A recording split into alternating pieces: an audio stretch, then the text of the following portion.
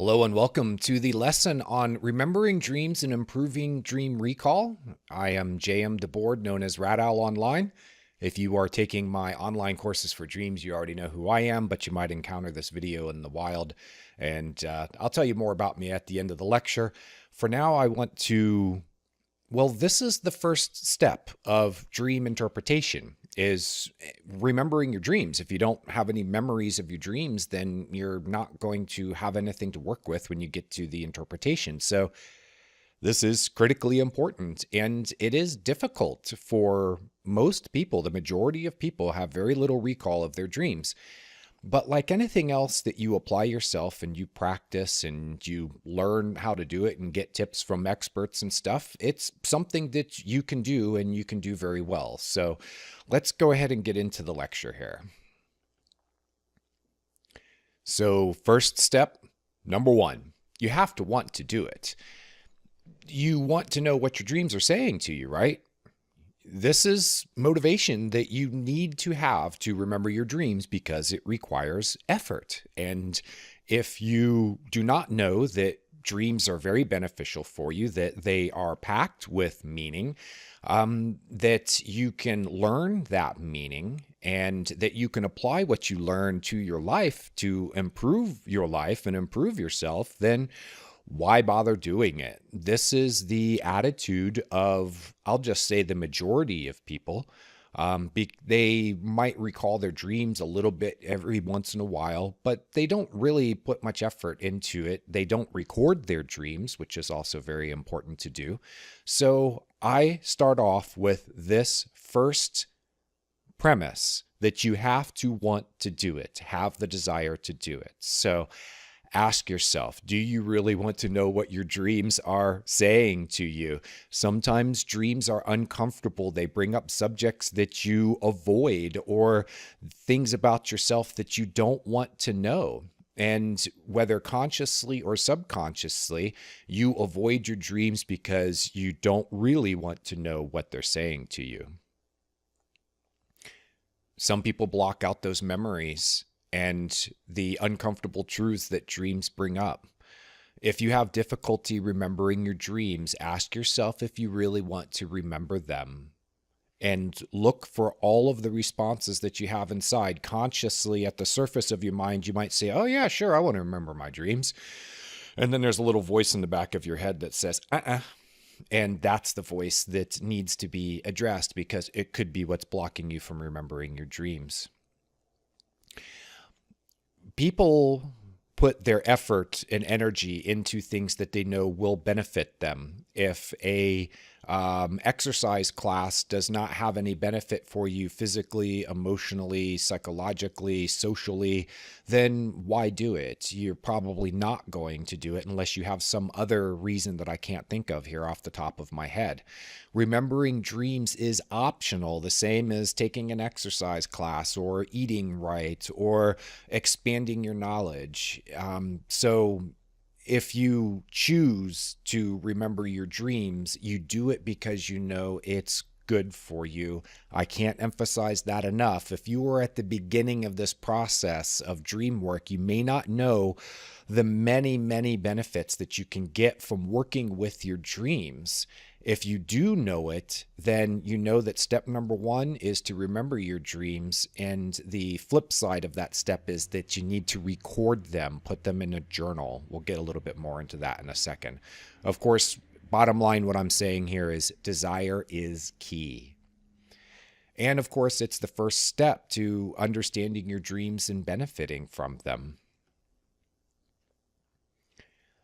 Now, I hear a lot as a public expert on dreams, somebody who gives a lot of advice about the subject to a lot of different people, that there are some people who say, I don't dream. Well, that's not true. Those people are just not remembering their dreams. Everyone dreams. There are some exceptions that in rare clinical cases that usually involve some kind of brain damage, brain disease, something like that. But otherwise, everyone dreams. Now, Not everyone remembers their dreams. In fact, most of the population, the majority of the population, reports little to no dream recall. And I'll get into that a little more in a moment. But I want to point out to you that animals dream. Now, we can't wake them up and say, hey, what were you dreaming? But we can monitor their brainwave patterns and say, wow, that's a lot like the brainwave patterns that humans have while they are in a dream state. And we can see their bodies twitching and reacting. If you have a pet at home and you've seen it, sleeping and it appears to be dreaming, well, it probably is. We've even found that there are creatures such as flies that enter into dreamlike states. We can monitor the electrical activity in them while they are in a sleep-like state, and we go, wow, that looks a lot like dreaming. And I saw something recently from a neuroscientist who studies this subject that, in his opinion, that any creature that exhibits some level of consciousness, conscious awareness, that it also dreams. So dreaming appears to be tied hand in hand with consciousness. Anything that dreams is conscious. Anything that's conscious is dreams. Now, in that same scientist said that they have not observed dreamlike states in worms. So what you can say is perhaps that worms are not conscious beings, but it also depends on how you define consciousness. Just take this and put it into your mind somewhere. Feel free to explore the subject further. Infants dream. In fact, infants are known for sleeping 18 hours a day on average, and on average, they will be in a REM state of dreaming for half that time. So they can spend 9 hours out of every 24 hours in that deeply meaningful, vivid state of dreaming that is known as REM, rapid eye movement. I'm going to get more into REM here in just a moment. Dreaming is essential. You must dream. If you do not dream enough, then your body and your mind and emotions are not able to go through the nightly maintenance processes that run only while dreaming. Our society, in fact, is experiencing a crisis of dream deprivation. I got that phrase, dream deprivation, from Dr. Ruben Naiman at the University of Arizona. And what he noted is that not only are we getting less sleep, but the quality of our sleep has declined greatly, and it's causing real issues across society and all of the individuals, or at least the individuals who are not getting enough sleep, but they're not getting enough dreaming either. I have found in some cases that there is something deeper at work with the statement that I don't dream. What that can really mean deep down in that person, the source of that statement is really coming from, I don't have any dreams for my life. Dreams meaning goals, aspirations. We're not just talking about a bucket list here, although, having things to do externally is helpful. But I also mean in the kind of person that you want to be, that you want to become. Dreaming is intimately tied in with this process of becoming the ideal you. And you may not bother with remembering dreams or paying any attention to them if you're not really concerned with developing yourself as a person. I think that deep down inside of most people that is an innate desire. I would even say in all people that it's built into us. But, life can really make people feel sometimes disassociated, disconnected, hopeless. And in those cases, I found that feeling or those feelings beneath the statement in some people when they say, I don't dream. So ask yourself, do you have dreams for your life and things that you want to do with your life and what you want to become? If the answer is no, then perhaps that's why you don't remember your dreams. If you have difficulty remembering your dreams, join the crowd. Many studies have shown that the majority of people have little to no dream recall. So by majority, I mean more than 50%. It's a little bit over 50% depending on which study you cite, but they've all pretty much reached this conclusion. Most people have little to no dream recall. Now, most people will have a dream or two once in a while that will really impact them and be memorable. So that's the majority of the population. A minority of the population has very, very good dream recall. And then you have the people who kind of fall in between. I would kind of put myself in that category. For me, it depends. I go through periods when I can remember multiple dreams per night, and then I have times when I'm not remembering much at all. And I think that's just part of the natural cycle of life. And how much, for me, I found is how much internal focus do I have? When I have a lot of things going on in my life that are just sort of routine, part of the pattern, and my dreams kind of reflect that. They're very routine and there's not a whole lot that's standing out at me. But during times when I'm going through external or internal changes, those tend to be the times that my dream life really, hits the top of the meter. Here's probably the basic premise of everything about remembering your dreams, where it all begins. The foundation is good sleep. It maximizes dream time. The more good sleep you get, the more opportunities you have to dream and have the sorts of powerful and engaging dreams that are more easily remembered. Everyone can remember their dreams. You too, even if you think that you can't remember your dreams or, whatever, you can. You just have to apply yourself to it and perhaps work through some personal issues, perceptions and stuff, feelings that are blocking you from remembering your dreams. In my studies of dream memory, dream recall, I have encountered what you might call the secret to good dream recall. In these studies, people who report high dream recall say that they wake up frequently during the sleep nights. By waking up, you have an opportunity to reflect on what you were just dreaming and pull those memories from the short-term memory where dream memories are normally stored into a longer term storage. Dream memories are kept in a very short-term storage of short-term memory. And part of the secret is to review those memories while they are fresh so that they can be encoded into longer term storage. People who are low dream recallers report sleeping straight through the night. They don't wake up.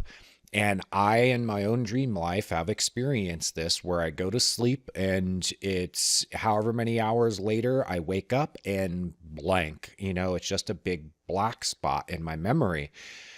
It's important to ask yourself, when you wake up and you don't recall any dreams, did I dream at all?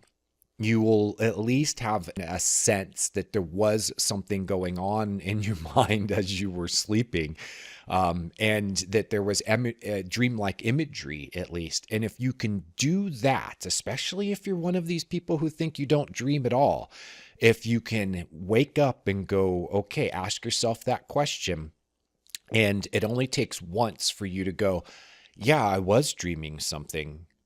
I may not remember what it was, but I was dreaming something. And now you can answer the question, do you dream? And you can say yes. You are no longer one of these people who say that they don't dream.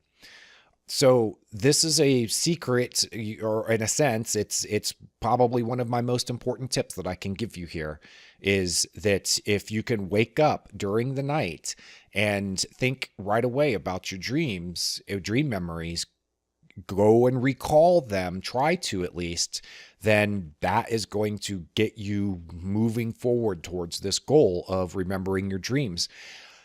I have found that sometimes I wake up, and not for any particular reason. Like I don't need to use the bathroom. There wasn't a noise in the house or anything like that. And I used to just go right back to sleep. And I've been applying this tip And what I found is that sometimes the reason why I wake up is because I'm trying to cue myself to remember my dreams. I just had an important dream. I woke up from it and then I go, wow, okay, yeah, there is something there. Let me spend a few minutes to think about this dream before I go back to sleep.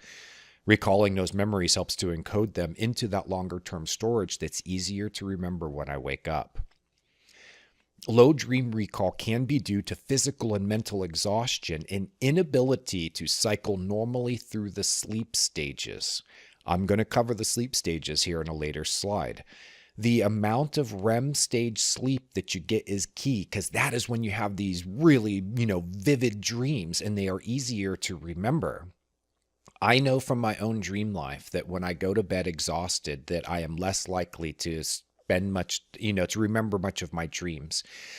And I attribute it to the energy that I spend in my life, on my external life, and the energy that I have for my mind, for my body, for inward focus and inner work. It's all drawing from the same well. And if the well is empty when I go to bed, then there's not much there for me to be able to use to work with my dreams. So, what can you say about that except for, just be aware of it. If you're going to bed exhausted all the time and you're not remembering any dreams, it's probably tied to the exhaustion. What I recommend in those cases is that when you do get a day or two or a week or two where you are out of your normal routine that is exhausting you, then that is the time to say, okay, I'm really going to focus on my dreams. You can sometimes use even 1, 2, 3 dreams that you can recall over a longer span of time, let's just say over a few months, that you can really focus on and use and work. The dreaming mind knows you, and if you're putting the effort into trying to remember what the dreaming mind is sending you, it is aware of what you are doing in response, and it knows that if it has a very short opportunity to give you dreams to remember, that it will try to pack as much into those dreams as it possibly can. So in other words, if you're paying attention to your dreams and you have the energy and you've put the effort into preparing yourself for sleep and for dream recall, and you're putting the effort into waking up and trying to remember your dreams, focusing on it right away, then your dreaming mind is likely to respond by giving you something to work with. So you need to get enough sleep. You need to get enough REM stage sleep when those deeper and more meaningful dreams occur. So we need to look at the sleep cycle as this is foundational knowledge for you. Okay, deep sleep is the first priority of your sleep cycle. Refer to the graph here. You see the first time you're awake and then you go to sleep. And so now you're looking at the left-hand side of the graph and you see the line dip. Now, the first time through, as you go into the sleep cycle, you will skip REM. Okay, so what happens is you have sleep onset, and that is stage 1.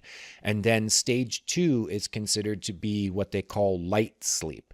And if you wake up during stage 2, then you will probably think that you haven't fallen asleep. You were asleep, but it doesn't seem like you were. Your brain is still showing you imagery from when you were awake. This is a natural part of the process.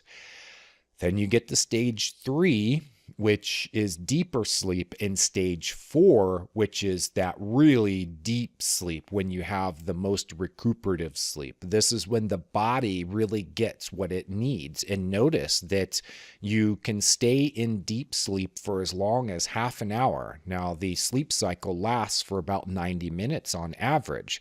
So if you spend 30 minutes, if you spend a third of that time in deep sleep, at least during the initial sleep cycles, the first runs through it, then it's telling you something. And I'm going to get a little more into that here in just a moment. But it basically comes down to that deep sleep is a priority first, and deep sleep gives the body what it needs. It gets what it needs. And then during the second half of the night, deep sleep is skipped in favor of more REM time.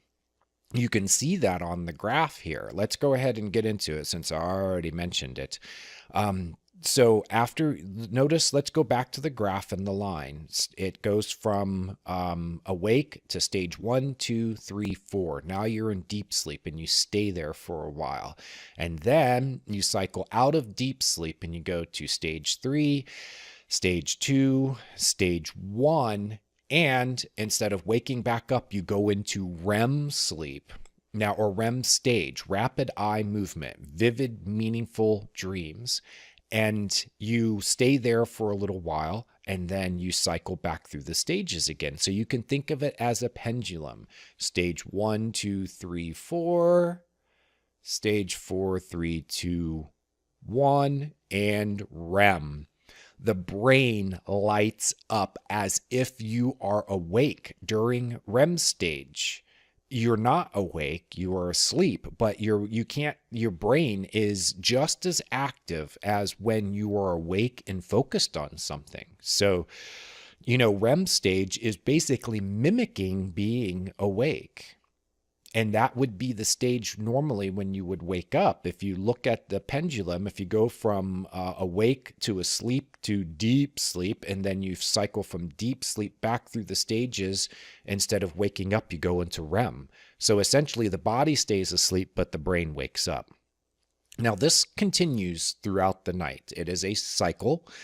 And now let's go to the second part of the graph where you go through the deeps. You go from REM stage back into light sleep, deeper sleep, and then real deep sleep. Now you're in that deeply recuperative, dreamless state of sleep. And then you cycle back through the stages again. You can, during stage 3, 2, and 1, you can have dream imagery. Some people woken up during those stages will even report a sort of narrative structure to those dreams, which I consider to be a hallmark of meaningful dreams. I think, though, that those dreams tend to reflect these processes that are going on inside of the body and inside of the mind as you're sleeping that are not necessarily the deepest process that's going on, which is you dream in order to be able to find meaning and purpose in your life. You dream to learn the most important lessons that you need to learn from, the daily intake of new information. Your dreams process all of that. And I think that the most important parts of what you pull out of that daily experience of life are then recalled during the REM stage of sleep. This is just my theory. I would like you to look up the lecture on why we dream, because I go a lot more into this aspect of things. REM, rapid eye movement, is critical for dream recall. And I want you to notice that the longer that you sleep, the more sleep cycles that you go through, the longer that your REM stages last. Look at the second red bar there, which is representative of the amount of time spent in REM stage. The first time through, what is it showing us? 10 minutes, 15 minutes of REM stage sleep. And then the second time, what is it showing us? 20 minutes, 25 minutes. And then get to the fourth bar. What is that showing us? 30 minutes. The fourth or the fifth bar, 45 minutes. So if you have a 90-minute sleep cycle, which is the average, it runs from 70 minutes up to about 120, depending, it's been measured in thousands of people in sleep labs. And the important thing to really, really note here is that basically the longer you sleep, the more REM stage sleep that you get. And that, of course, is when you're going to have the most vivid and meaningful and memorable dreams. That's not to say that you can't wake up a little bit during the night. It's not going to interrupt this cycle unless you fully wake up. So the longer you sleep, the more REM stage you get, and the more REM that you get, the longer that you, or the more meaningful and vivid dreams that you're going to have, and thus better odds that you give yourself of having the types of dreams that you're going to easily recall. Now, we just noted the REM cycles last for as few as 15 minutes. Sometimes it's 10 or 5 minutes, and they can last for as long as 45 minutes. In fact, I saw one study that said that they'd measured REM stages that had lasted for an hour in some subjects. So, wow. I mean, an hour of vivid and intense, meaningful dreaming, those could be the kinds of dreams that appear to last for, you wake up and you go, wow, that dream seemed to last for weeks. I know someone who lived an entire lifetime in one dream, so that dream probably took up, that REM stage when that dreaming was occurring was probably a very long REM stage. On average, you spend about a quarter of total sleep time in REM stage. But again, note those REM stages vary, and that the longer you sleep, the longer your REM stages last. So, what does that tell you? Especially look at the hour 7 to 8. That is when you see the longest block of REM stage sleep. So it tells you why 8 hours of sleep is advised for most people. It's not to say that everyone needs 8 hours, but this is an average for most people. And I think you can extrapolate from that. And if you wake up after 8 hours of sleep, then you are likely to have just come out of a very long REM stage, and you're going to have a lot of dream memories to recall. Periods of light sleep, which is defined here as stage 1 and stage 2, are when you might wake up and recall what you were just dreaming.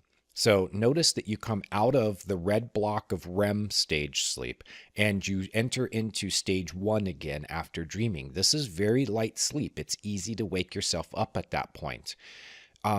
This is when you can wake up and remember what you were just dreaming. And this is why people who are high dream recallers also wake up frequently during the night. That's why those two things go hand in hand. It's because they're waking up and they're able to remember the dream memories they were just having, that they came out of REM stage. And those are the most memorable dreams. The recall, the periods of light sleep increase in frequency and length, well, at least in frequency, after the first half of the night. Go back to our graph here and notice that after the third sleep cycle, that you're now skipping deep sleep in favor of more REM sleep and more stage 2 light sleep. So this is, that second half of the night, it's easier to wake up. Deep sleep is very difficult to wake up out of.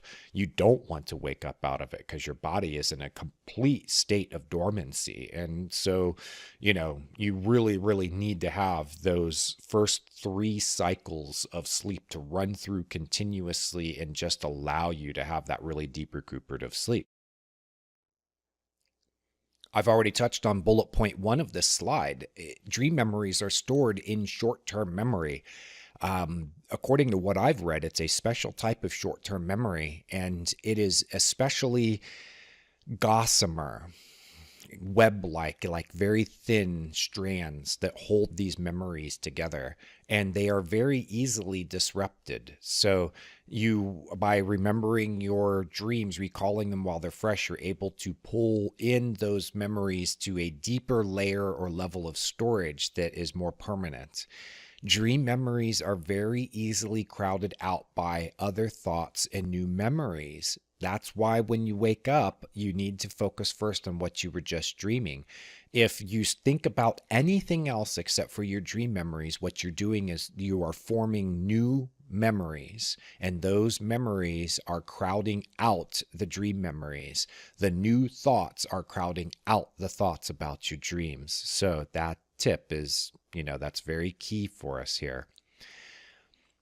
Dream recall can be triggered by lying in your sleep position. When I found out this tip and I started applying it, I found that it really reaped benefits for me. Even if I get up to use the bathroom or something, and when I first wake up, then I get back into bed, I grab my notebook and my pen, and I get into a sleep position. I sleep on my side usually, so this is very easy for me to be able to get back laying on my side and then really focus on my dream memories. I've actually been focusing on them from the moment that I woke up. And then once I'm ready to record them, that I go at it. You can just write down keywords if you have a lot of dream memories, by the way. You sometimes, as you're trying to write down all those details, you're losing other memories. And so you want to, as fast as you can, write down the keywords of what you remember of the dreams, and that will jog your memory later. So that's just a quick tip for you there. Some dream memories can be triggered months later by sights or sounds or even smells that trigger the dream memories. The dream memories, by the way, are never lost. They're just way down inside of the mind. And so, or at least they're not completely lost. You can lose some of the key details, but there will always be a broad picture of the dream. It's stored in your memory. So even if you can have something that happens later that triggers that dream memory. This happens quite frequently for me when I will be just going about my day and something will happen and it will go, hey, wait a minute, that reminds me of my dream. And then the memory comes up and it becomes easier to remember.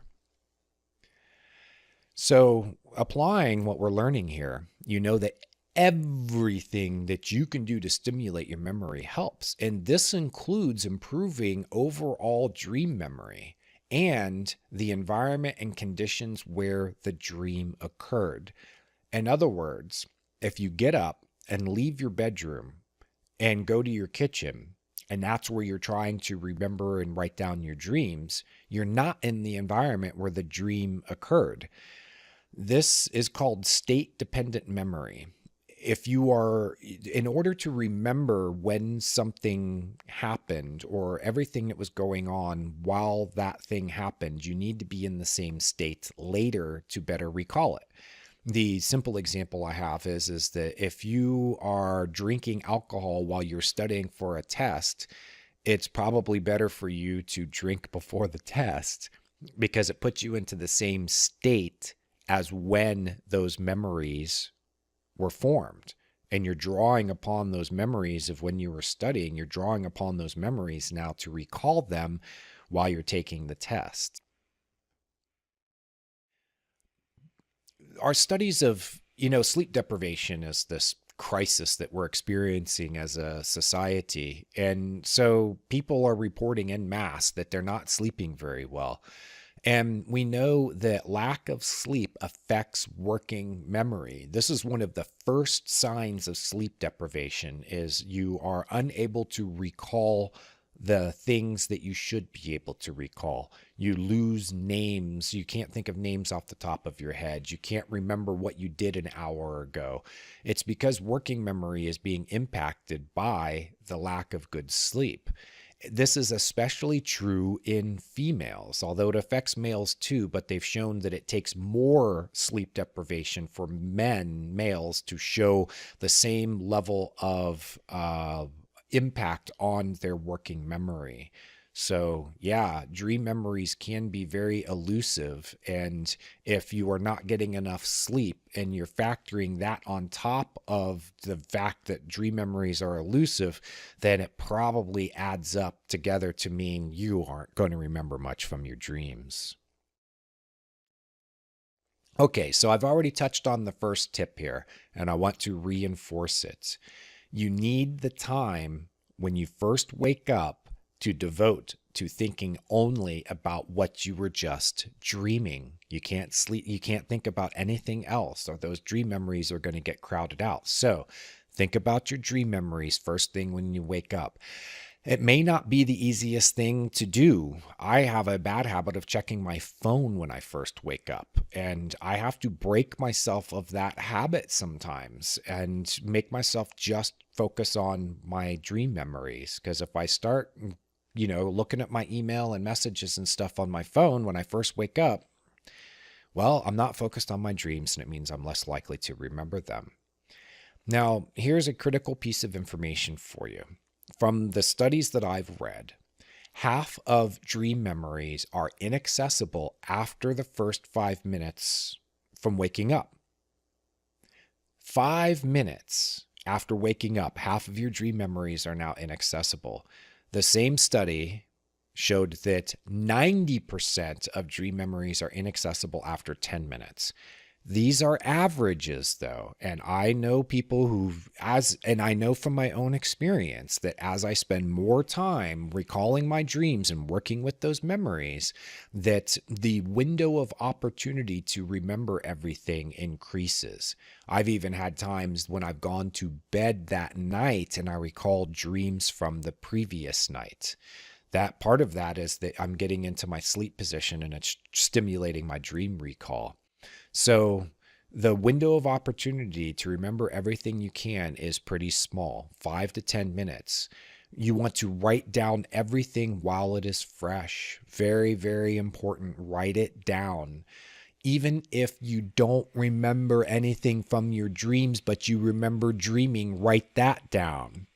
Write down how you feel when you first wake up. This is also important. It can help you to get into the flow of things, and feelings are very closely connected with your dreams. I use my dreams basically as my dream journal as a diary. I'll start off with what I can recall from my dreams, and then I'll just keep going for as long as I want to or need to. So write everything down. It really helps. I think also, by the way, that writing physically can help you to get into a flow. I find that writing is a way of tapping deeper into the subconscious parts of my mind. So some people, though, they do just fine turning on their computer and writing, tapping everything out, or with phones these days having voice recorders on them. It's very easy to reach over and, tap that icon, get your phone recorder going, and just speak out your dream memories. So, all right, let's get further into this. We're going to get into some more tips for dream recall. Okay, first of all, we know, think only about your dream memories, no distractions. Stay in your sleep position as you recall and record your dreams. You can recall your dream memories daily or only occasionally, but either way, it's essential to keep at it. Practice. Think of dreams in present tense. We haven't even hinted at this yet. Present tense. You either are going to the store or you went to the store. You either had a friend visit or the friend is visiting. So just say that those are dream memories. How you record them and how you think of them is important. You want to think of the dream memories as being in present tense. So when I write in my dream journal, I focus on writing everything in present tense. This leads into the next tip, which is that a dream happens to you. It is an experience. It is a story that you participate in.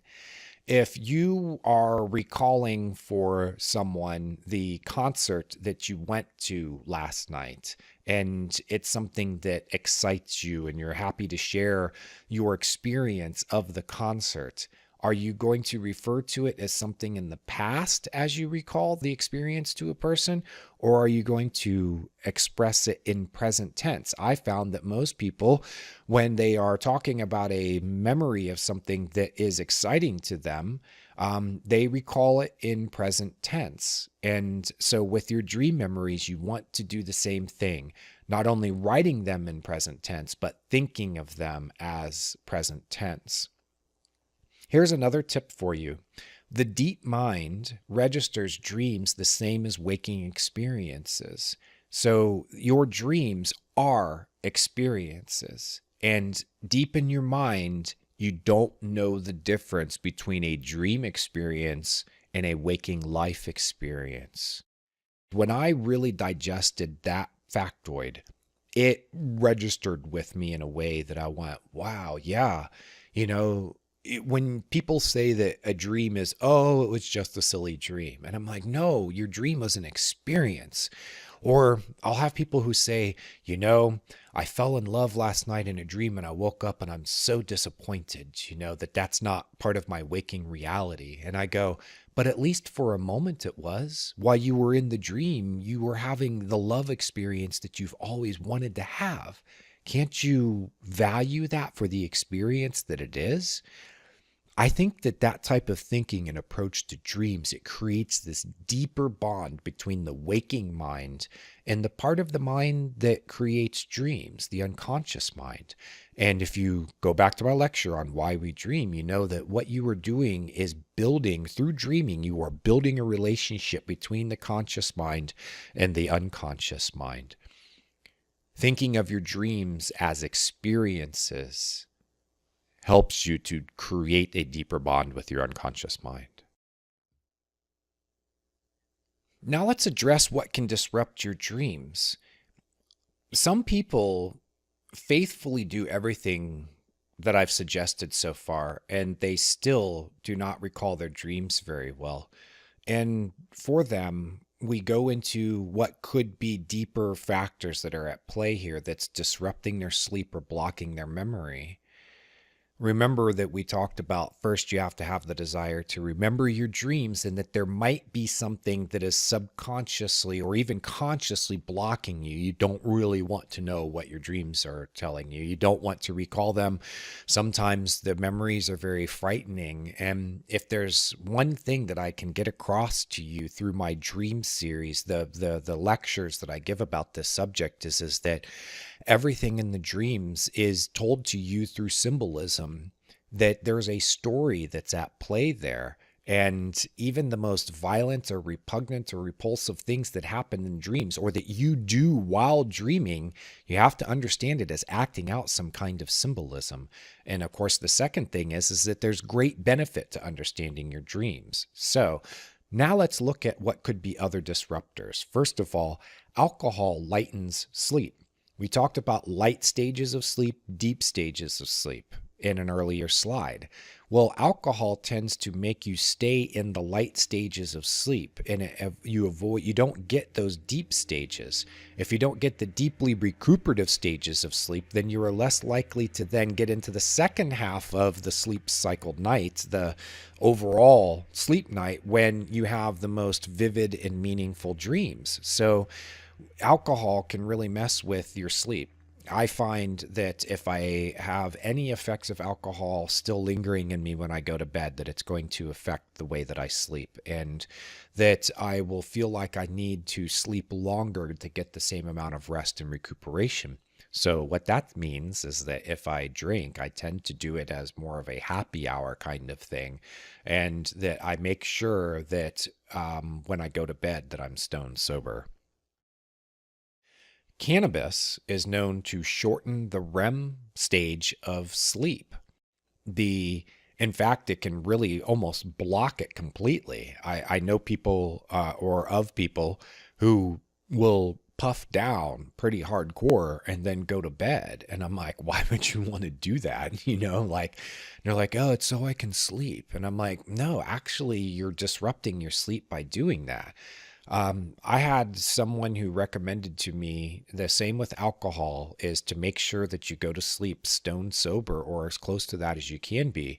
So what I recommend is that as of 2 hours before you're going to go to sleep, no smoking. Okay. Anytime before then, go for it, man. But if you want to make sure that you go to sleep without the effects of it still really hitting you hard, because it will shorten your REM sleep. In fact, quitting after prolonged use of cannabis, quitting it can spark a tidal wave of dreaming. And according to the studies that I have read, what's happening is that while you were chronically using cannabis, you were shortening your REM stages. And this can keep up over a span of months or years. So when you quit the cannabis, you have this huge backlog of dreaming. And what happens is that you have these very long, vivid stages of REM sleep after you've quit smoking cannabis. And that will keep up for a while. And if that's you, it's very, very important that you stick with it. You have a big backlog of material that you need to work through, and it's going to be critical for you, for your recovery, for you to be able to stay out of that addictive state. There are pharmaceuticals that are known to affect memory and sleeping. Sleep aids, especially, whether they're over the counter or prescription sleep aids like Ambien, man, they can really affect your memory and your sleep cycles. And of course, all of that gets into affecting your ability to be able to remember your dreams. The SSRI type drugs are known for this, and I can only say you need to read the labels or talk to your doctor. If dreaming is a priority for you and you are taking some kind of pharmaceutical drug or even a recreational drug, then you want to try to, if you have to have that type of drug, then try to use one that's not going to affect dreaming as much or sleeping as much. Another culprit is caffeine, that the stimulating effects of caffeine take quite a while to wear off. The numbers that I read is that the half-life of caffeine inside the human body is 6 hours. So if it's 6 o'clock at night and you're going to bed at 10 and you're downing coffee, at 6 o'clock, then you're going to be overstimulated when you go to bed. And what that's going to do is keep you from cycling naturally through the stages of sleep. And we know that disrupting that natural cycle is going to affect the way that you dream. You're not going to have as much REM stage dreaming when you're going to have the most vivid and memorable dreams. I find that another dream disruptor is when you have a busy environment first thing in the morning. Whether it's children jumping into your bedroom or pets that need attention or a phone ringing or something like that. For some people, this is just a fact of their reality. They say that they hit the ground running, and boy, you know all the reasons now why that's not going to help you with your dream recall, that it's going to disrupt your dream recall. The one tip that I found, I've applied it myself, and I've helped other people with by giving them this tip, is retreat to a bathroom. You wake up and the first thing you do is you retreat to the bathroom. Maybe you have your journal with you. That would be a good idea too. I realize that you're not going to be able to get into a sleep position when you're in the bathroom, but at least you can shut the door and have the privacy that you need to be able to focus on your dream memories. Another big disruptor of dreams, a busy mind. It can, especially if your mind is busy when you go to sleep. When I can clear my mind before going to sleep, it's very effective for me to be able to remember my dreams. If my mind is really busy before I go to sleep, then it's going to affect the way that I recall my dreams. It's going to negatively affect it. And I find that just in general, that the calmer you can make your mind, the better that you're going to be able to remember your dreams. This is a general tendency. It's not applying in all cases, okay? So if you have a very busy mind, try something that we're going to demonstrate here in just a moment. This comes from Dr. Andrew Weil, and he has taught this technique that's called 4-7-8 breathing. You can look up Dr. Weil's videos on the internet just by typing in 4-7-8 breathing into a search engine. I found them on YouTube, and I've also found them streamed off of his .com website. So I'm going to do this with you for just a moment. Basically, what you're doing is you're breathing in for a count of 4. You're holding for a count of 7 or pausing your breathing, and then you're exhaling for a count of 8. So I'm going to do it now.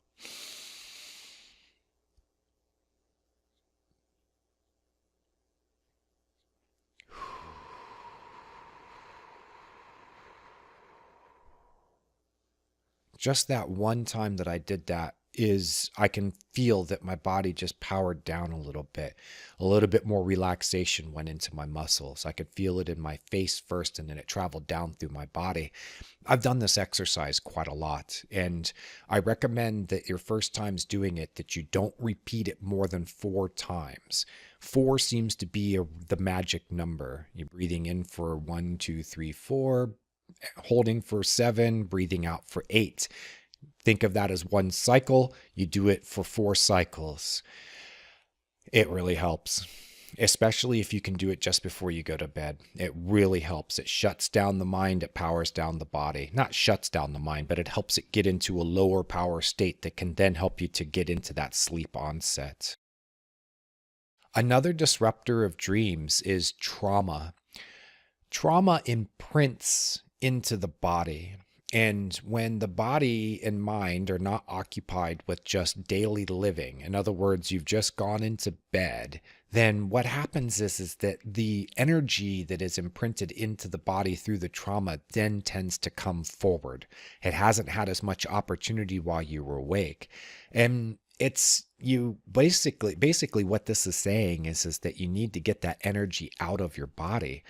It is not the easiest. In fact, it's difficult to do for most people, but there are ways that you can do this. And one of them is called TRE therapy. It's trauma release exercises. I've done this myself, and it had some benefit for me. The thing that really, really helped me was Peter Levine's book, Waking the Tiger. He focuses on trauma through sexual assault and things like that, but his methods are based on studies of trauma in general. And there are ways that you can release the energy that's imprinted into your body. That energy, man, it's like bottled lightning, man. And the bottle is your body. And if that lightning is bottled up within your body, it is going to disrupt your sleep.